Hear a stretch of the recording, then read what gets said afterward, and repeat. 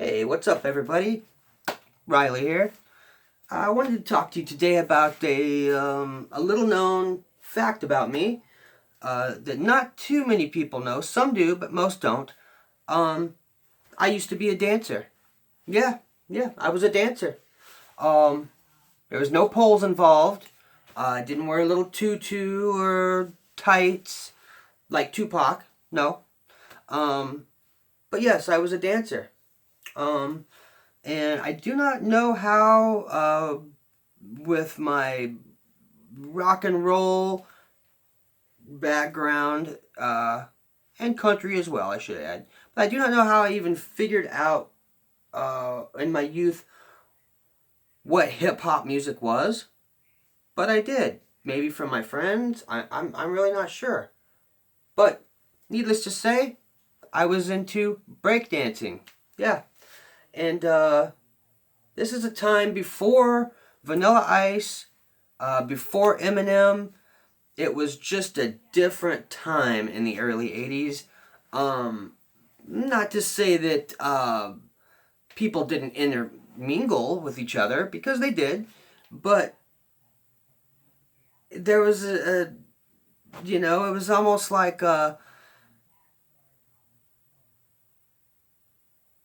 well, it was just different. So, long story short, I think the big inspiration for me was the movie Breakin'. It was called Breakin', and the sequel actually came out the same year. The year was, I believe, 1984, and it was called Breakin' 2, Electric Boogaloo.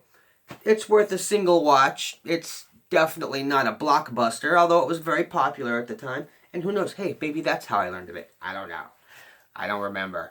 But needless to say, for a short time, I'd say for at least a couple years, I put my Black Sabbath and my Motley Crue albums to the side, and I turned my eye to bands that were a little more hip hoppy.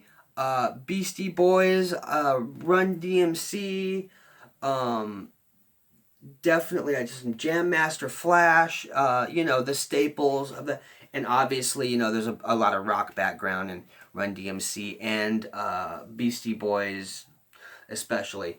But the one song that comes to mind is Electric Kingdom by, I believe, Twilight 22, if I remember correctly.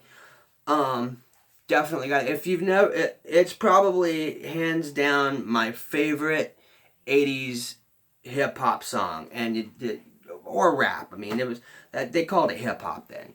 But anyway, long story short, got into doing the whole breakdancing, um, which is something I love to do, although I wasn't any good at it. I definitely danced like a white kid, for sure. Still do. Drummers can't dance. It's an unspoken rule. Drummers can't dance.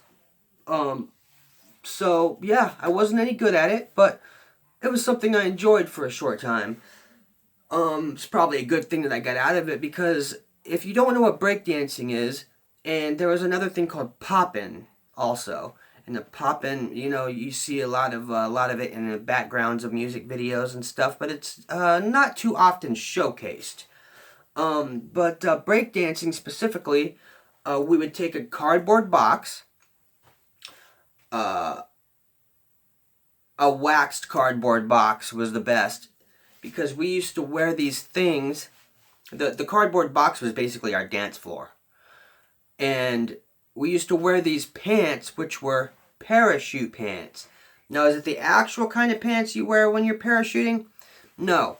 These pants had zippers all over different ways, and they were made of vinyl. So you made like a swish, swish, swish, swish. Every time you took a step, swish, swish, swish, swish. So, and they tore very easily. They were very expensive in the 80s. They're probably, I don't even know if they sell them anymore, but if they do, I'm sure they're cheap because they're flimsy material. That was a staple thing that you had to have. I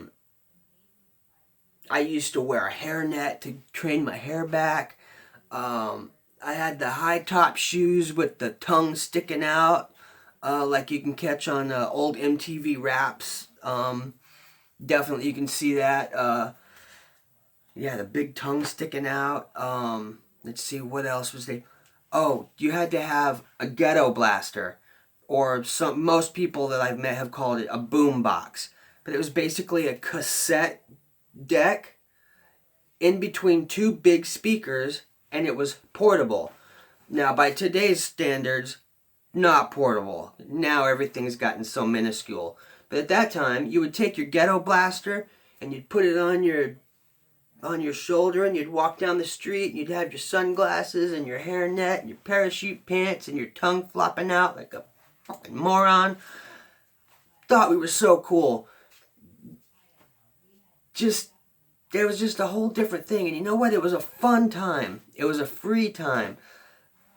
I probably knew I looked like an idiot, but, you know, when you're cool, you're just cool. You know, if you look back at through time as all the things that were considered cool, flash forward 20 years, you look like an idiot.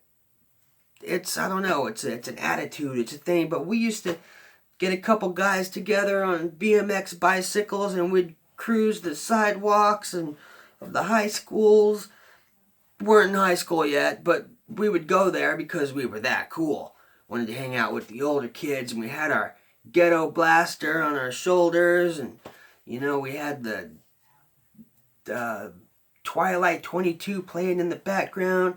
We'd throw these waxed boxes out, and we'd spin and do handstands and handspins, and there was a move called the crab, where you hold yourself up on one hand, and you know, that's probably why my wrists and back hurt so much in my 40s, but I don't know. I kind of just wanted to see how many of you guys were nerds like me and thought that it was the thing to do to dance around and do all these weird things on the box. And I don't know. It was just a fun time. It popped into my head. I figured I'd share that.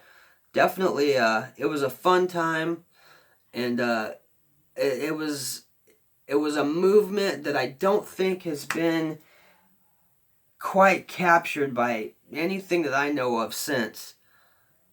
But yeah, that's about it. So shout out to breakdancing.